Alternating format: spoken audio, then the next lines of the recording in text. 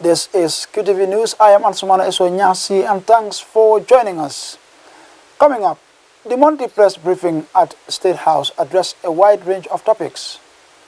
The Africa Continental Free Trade Agreement is getting closer to becoming a reality. Gambia became the 22nd signatory out of a possible 54 when it ratified it in April this year. A workshop looks at the ways it could be implemented. A two-day meeting to encourage a strong collaboration amongst ECOWAS member states towards improving the quality of revenue administration is underway. And more witnesses face the TRRC to narrate their ordeals of the April 10th and 11th year 2000 student demonstration. Stay tuned for more on these and other stories.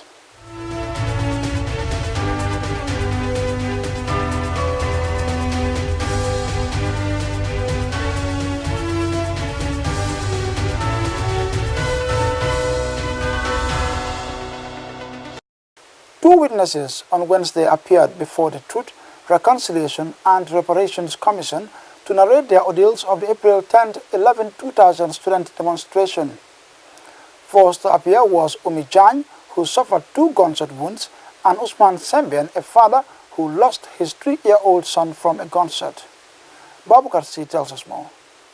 Wednesday's first witness, Umi Jan, another victim of the April 10-11 student demonstration in which security officers opened fire on demonstrators.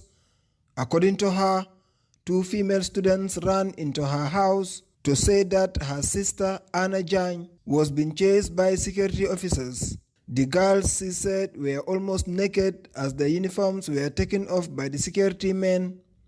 She gave them clothes to wear and held another in her hands and went with the 2 students in search of Anna.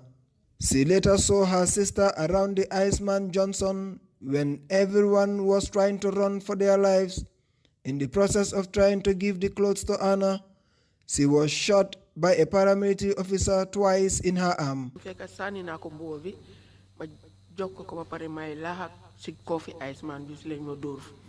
Yes.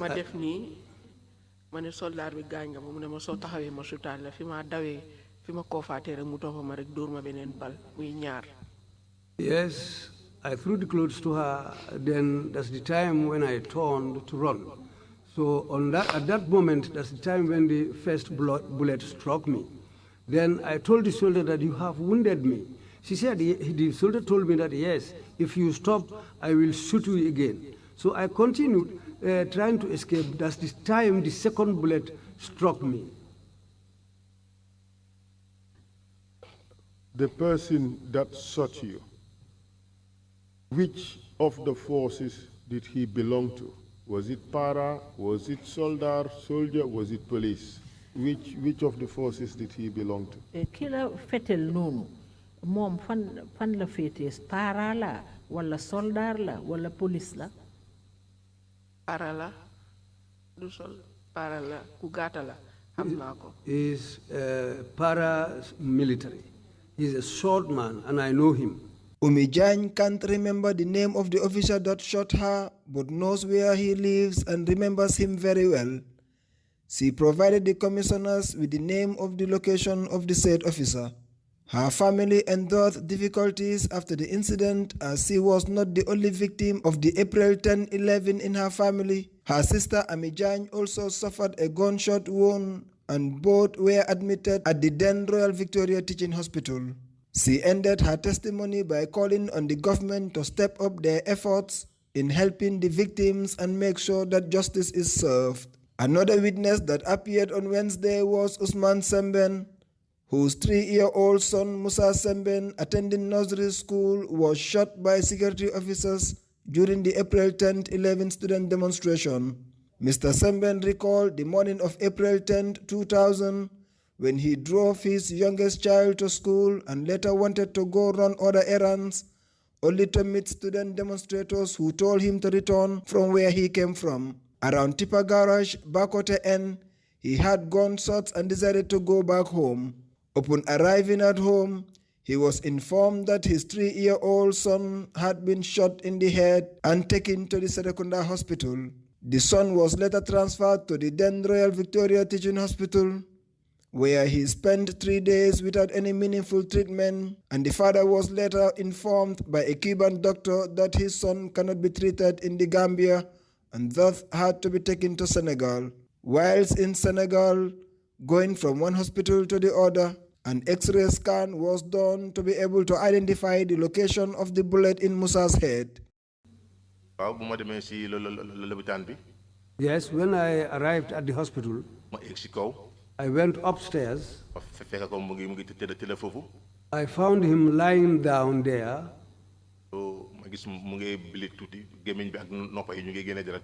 I saw that he was bleeding through the nose and ears and his mouth. There was a doctor who came onto the scene, and he pinched him on the leg. Then he moved the leg. Then the doctor told me that yes, he might survive. So am hope dal ma am yakar dal ci right The bullet went through the right side of the head. dañu ko génnee ci left bi ci left ci chamoñ bi ci corner bi fi lañ génnee bal bi. And it was removed through the left side of the head. dafa daw ñëw ci gannaaw fi. The bullet went right through and lodged there. That's where on the left hand side, that's where they removed the bullet. After almost 2 months of battling with a gunshot wound on his head, Musa could not make it and died on the 5th of June 2000. Babu Karsi, QTV News. President Barrow supports the government's white paper on the concerns and recommendations of the Jammeh Commission of Inquiry into the financial dealings of former President Jammeh and his close associates. The Director of Press and Public Relations made this statement during a press conference at the State House on Wednesday. Alucise reports. Her comment came less than a week since the government issued a white paper after the Jammeh Commission submitted its finding to the President in March this year. The report indicts many top officials alleged to have aided Jammeh in embezzling what the Commission says amounts to over $1 billion. Some of the officials, including Jammeh himself, have been banned from holding public office for life. However, the government's decision has been condemned by some as unfair on those affected. His Excellency President Adama Barrow supports the government white paper on the concerns and recommendations of the Jammeh Commission report.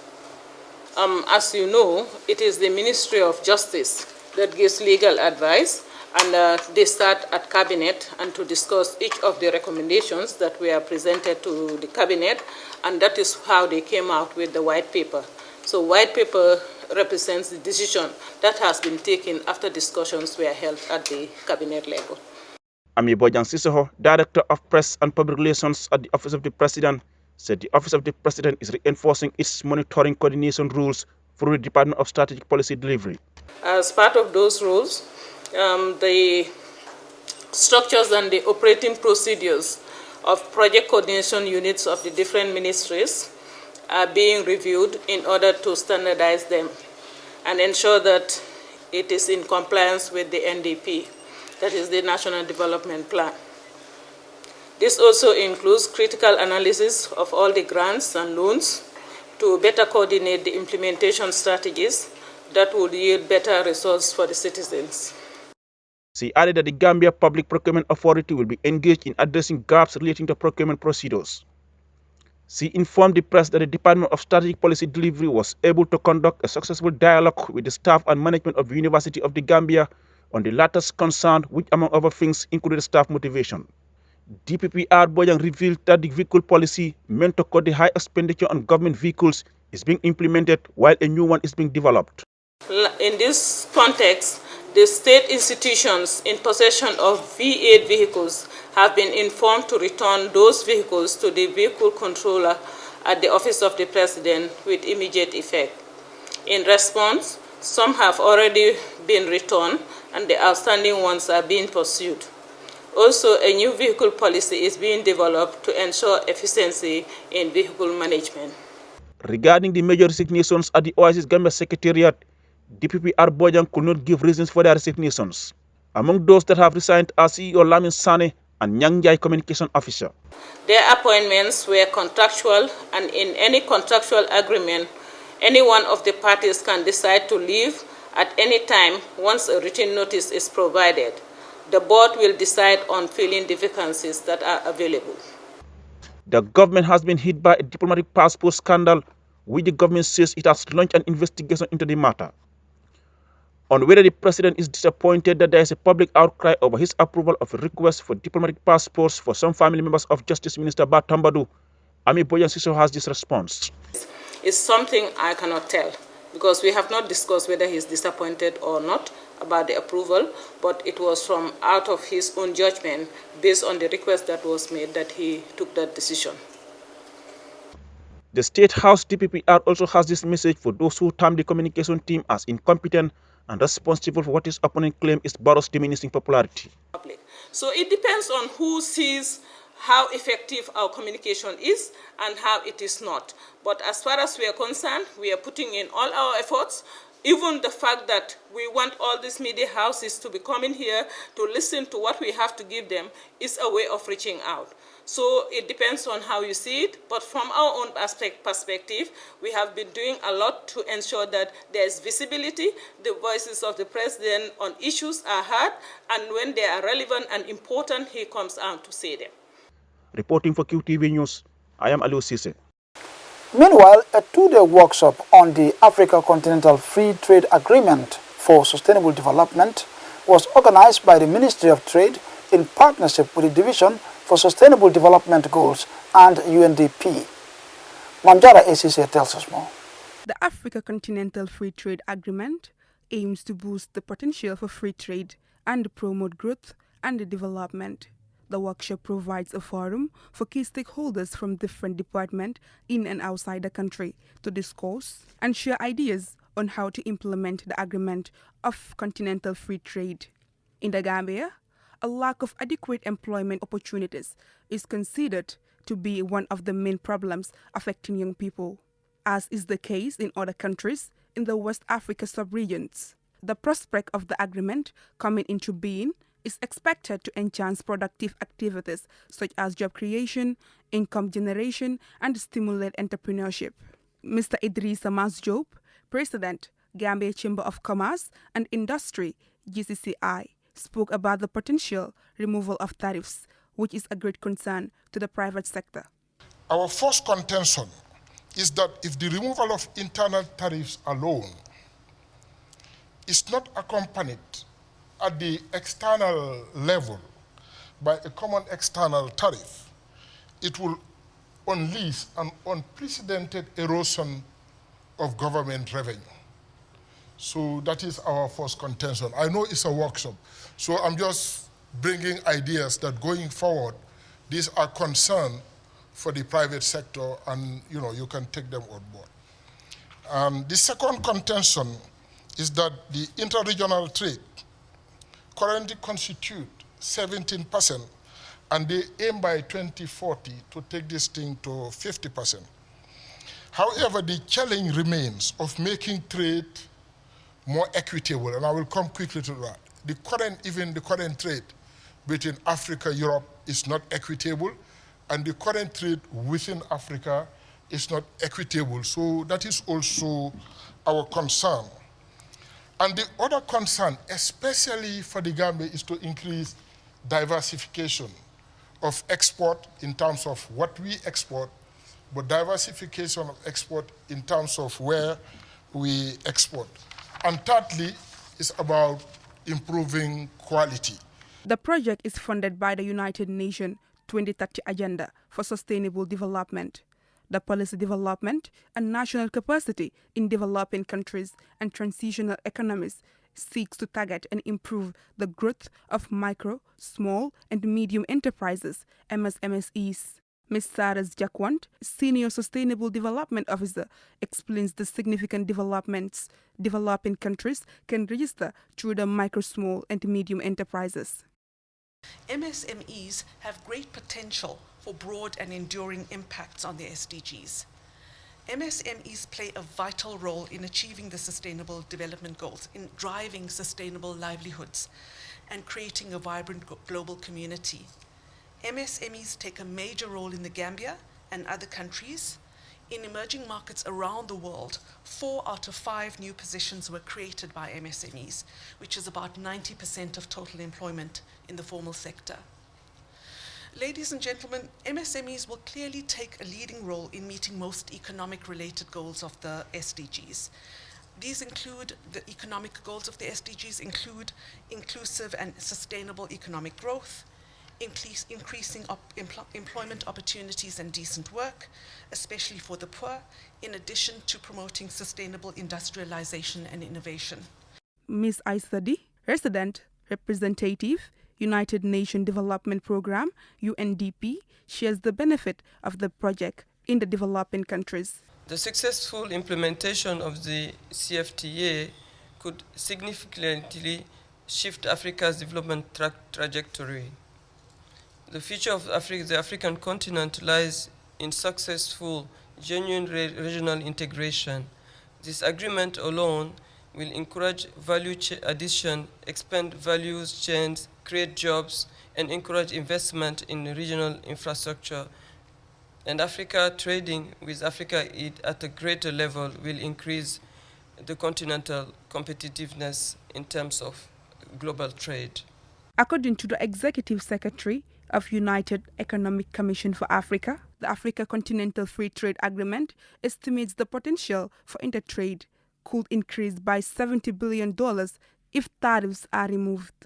Konzite, ECOWAS Commissioner, Department of Trade, Customs and Free Movement, urge non-state actors to bring the agreement to reality and make it operational.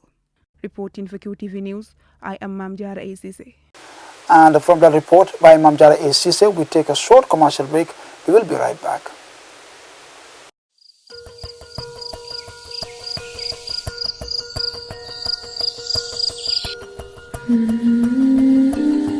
Light. From the beginning of time, light has been there. It is integral to our survival and to our way of living. We need light to work, to build, to grow things, and even to see our loved ones. Light makes things easier and better. So QCell has changed the way you buy QPower to make it easier and more accessible. You can now access the same service quickly and get your cash power tokens instantly with the new QCell QPower code. To light up your world, simply dial *363#. With the touch of your fingers, with ease and convenience from the comfort of your home or office, you can bring light into your world instantly with *363#. QPower, lighting your world. QCell Sunyabus. We innovate, others follow. Sama bakeka credit ko tebulu ifankantata QCell dolle silo wara dolie molnoma. Welcome back. A 2-day meeting to encourage a strong collaboration amongst ECOWAS member states towards improving the quality of revenue administration is underway. It is the 15th General Assembly meeting organized by the West African Tax Administration Forum, WATAF. Esa Jang reports. 28 revenue administrators from West African countries joined forces on a 2-day high-level policy dialogue with the theme setting an agenda for effective domestic revenue mobilization in West Africa. Minister of Finance and Economic Affairs, Mamburinjai, speaks at length in highlighting the need for domestic revenue mobilization in West African countries.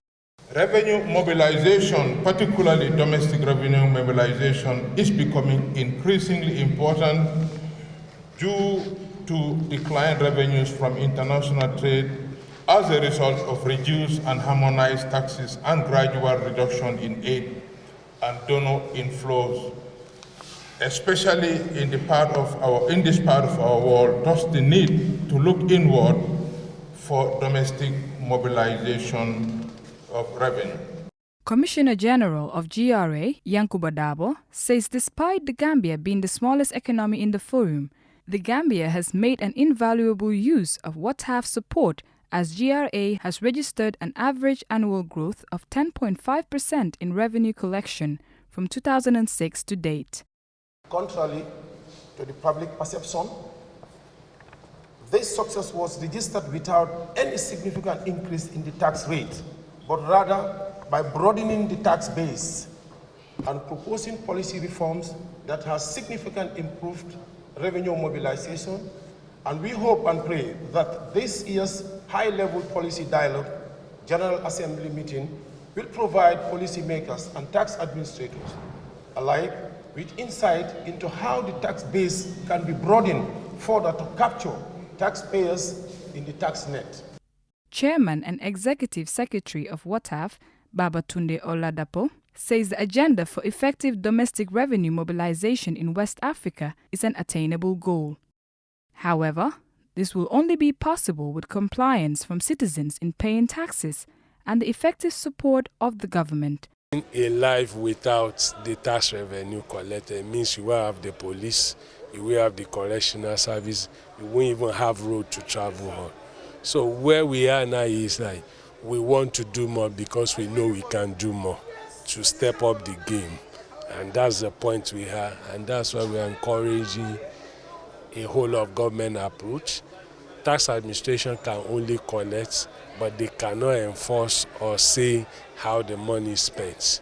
So the linkage has to be there. The tax administration needs to talk with the executive and have a synergy so that when monies are being appropriated, citizens can get value for it. The theme, setting an agenda for effective domestic revenue mobilization in West Africa, is relevant not only in Africa's development agenda and in the individual agendas of the WATAF member states, but is a crucial component of the Gambia's National Development Plan 2018 to 2021. For QTV News, I am Aisha Jain. Meanwhile, a 3-day capacity building workshop for fisheries inspectors kicked off at a local hotel in Senegambia. The training aims to provide fisheries department personnel with modern techniques for effective control and inspection, conservation and management procedures. Lamidawo reports. The Sub-Regional Fisheries Commission representative, Segela Sar, said the Prescow project, a 4-year program sponsored by the European Union, aims to strengthen the capacity of member states and the permanent secretariat of the Sub-Regional Fisheries Commission in monitoring, control and surveillance. The Sub-Regional Fisheries Commission and the European Fisheries Control Agency work in close collaboration to conduct a training program for fisheries inspectors, and very soon there will be one for operators of monitor, control and surveillance centers and fisheries observers as well. That is why I would like to encourage participants to give this workshop the attention that it deserves for a positive contribution to the debates. The EU delegation representative Darrell Sexton explains the European Union's expectations on the Fisheries Ministry for effective implementation of the Prescow project. The Prescow programme seeks to actively support conservation and management of fish stocks in the Gambia. It remains important for the Gambian government to develop competent, skilled personnel in the area of monitoring, control and surveillance, and to put in place the right logistical support for at-sea operations. Without this, the important sea fisheries resources of the Gambia are at risk to depletion, and this is likely to lead to increased food insecurity, especially up-country, lost revenues for the Gambia, increased conflicts for a rarefying resource, as well as a loss of biodiversity, to name but a few. Indeed, it is important for the participants today to seize the opportunity to work towards completion of the course for non-EU inspectors at sea and in port offered by the European Union Technical Support Team. This is what the European Union can offer as part of our development cooperation package, and we stand in support of your efforts. The Director of Fisheries, Famara Dabo, stated that one of the policies of the fisheries sector is to ensure that there is rational exploitation in fish resources in the country. Fish resources should always be here for posterity, and that this is charged on the fisheries department to ensure. So therefore, control and inspection of fishing vessels that ply our waters illegally must be looked at carefully. So this is the reason why we are increasing the capacity of all the participants here to carry out effective control and inspection of these illegal fishing vessels in our waters. The Permanent Secretary, Dr. Bamba Banja, spoke about the illegal, unreported, and unregulated fishing cases prevailing in the fisheries sector. Other government institutions, including the local authorities and fisheries organizations, community-based organizations, to work together. This takes me into the area of co-management, where government, together with partners, communities, and other institutions will come together to manage their resources at the community level. Once fully implemented, the project will enable a better harnessing of resources and revenue for the Gambia's fisheries sector. Reporting for QTV News, Lamin Alajfandin Dabo. And before we end this bulletin of the news, here's a recap of our main stories.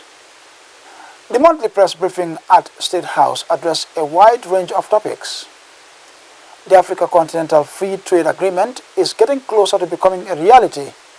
Gambia became the 22nd signatory out of a possible 54 when it ratified it in April this year. A workshop looked at the ways it could be implemented. A two-day meeting to encourage a strong collaboration amongst ECOWAS member states towards improving the quality of revenue administration is underway.